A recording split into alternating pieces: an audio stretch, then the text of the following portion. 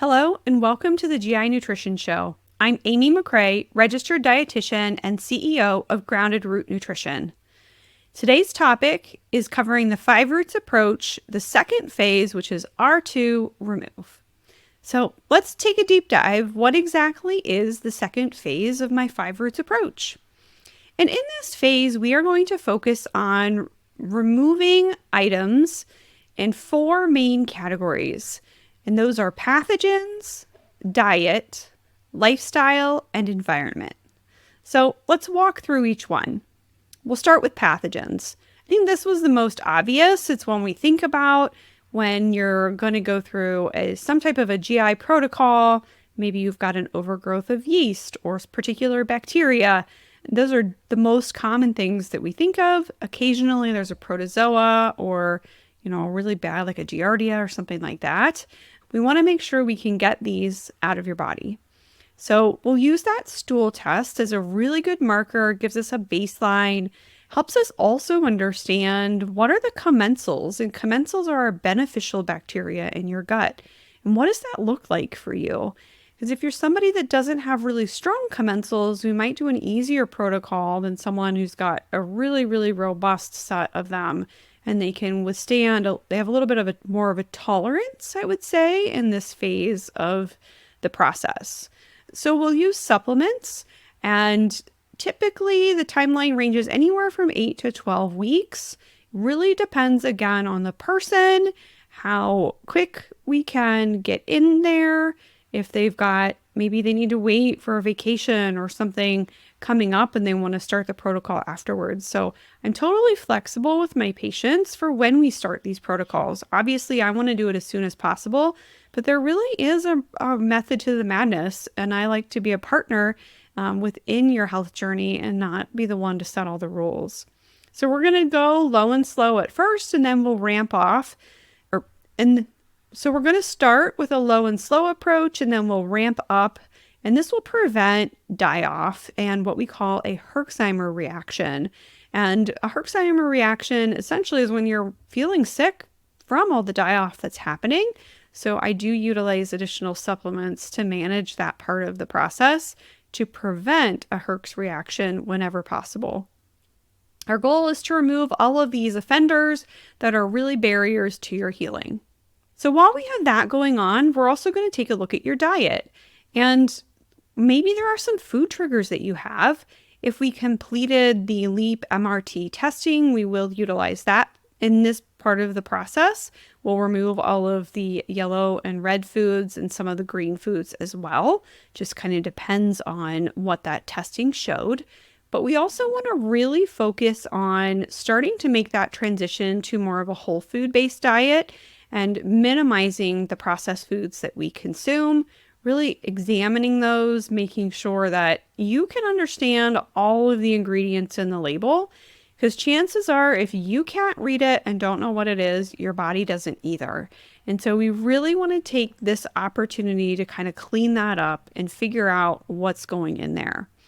And then we're also going to ask some questions. Are you chewing your food really well? What's your speed of eating? And then I also want to know if you're consuming coffee, and if so, how much and when, because we might tweak that routine as well. So at the end of the day, the goal is to have you eating more whole foods. I do not generally utilize the strict anti-inflammatory diets or a really strict low FODMAP diet or really strict Candida diet, because I find they raise the stress levels significantly in my patients.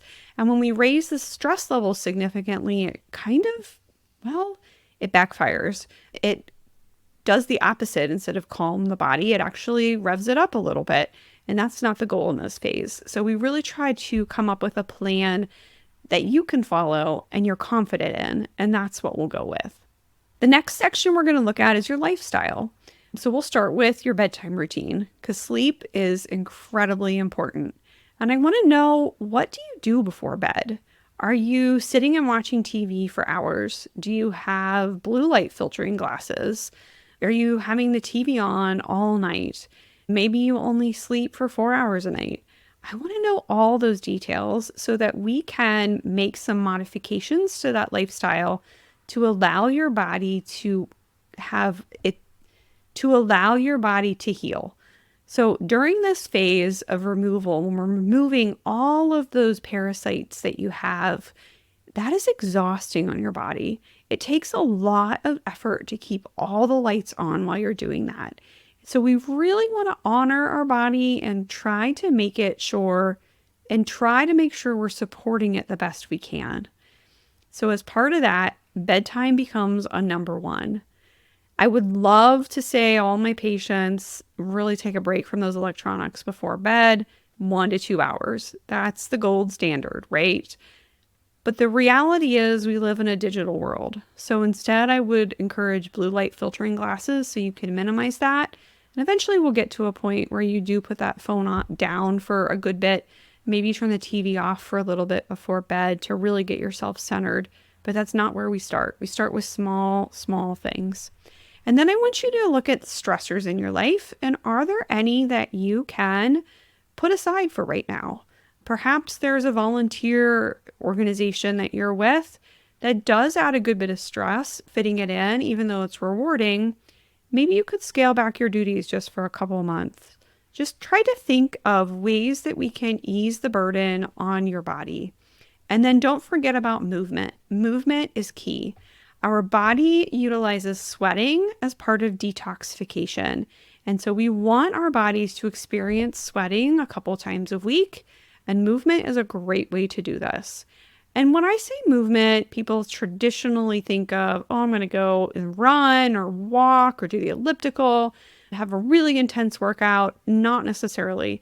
I don't care the level of sweating that you have. I don't care how intense or easy the movement is. Moving your body is so incredibly important. So we'll work on that during this phase, just making sure that the type of movement that you're doing is going to support you throughout this removal process. Next, we'll look at your environment. And I want you to consider the daily household products that you're using. So think about your dishwasher detergent. And I would encourage you to go to the environmental working group and check out safe cleaning products and look at some of the reviews and see what the chemicals are that your dishwasher detergent has compared to, say, 7th generation. That's a small change that you can make that can make a big difference in your body's ability to handle the detoxification. And then I always encourage on like everyday use type cleaning products, if you're cleaning the counters every day, to try to find one that's non-toxic. Maybe every other week you can do that more of a deep clean, choose a non-toxic product if you can, or maybe it's bleach water. But doing it only every other week is going to be way better than having that exposure every single day. And then if you pack your lunch a lot, I want you to consider what you're using to store your food in. Are you utilizing lots of plastics? Because your food is going to absorb those plastics. Likewise, are you using a lot of takeout containers? So you have a lot of styrofoam exposure. These are all chemicals that build up in our body over time. Some people are able to detoxify them really easily, and others have a challenge doing that. Your nutrigenomics test that we're doing is going to help us understand where you fall in that spectrum and how we can support your body the best. But I really like patients to get started in this phase with removing some of the most toxic products. And if you do use makeup, the Environmental Working Group also has a great list of that, as Skin Deep is another one that you can go and just understand what is in the products that you're putting on your body and you're using in your body. And then I also want you to think about your water source and where it's coming from. So are you using just tap water? Are you using filtered water? Is it reverse osmosis water? Is it distilled water? What is it that you're using? And trying to make sure you're filtering down those contaminants. The Environmental Working Group, once again, has a really cool site that you can just put your zip code in and it tells you the quality of your water and what's in it. I think it's a great way for patients to understand, do they need to make changes to their drinking water? I always encourage filtered water for my patients, reverse osmosis being sort of the gold standard.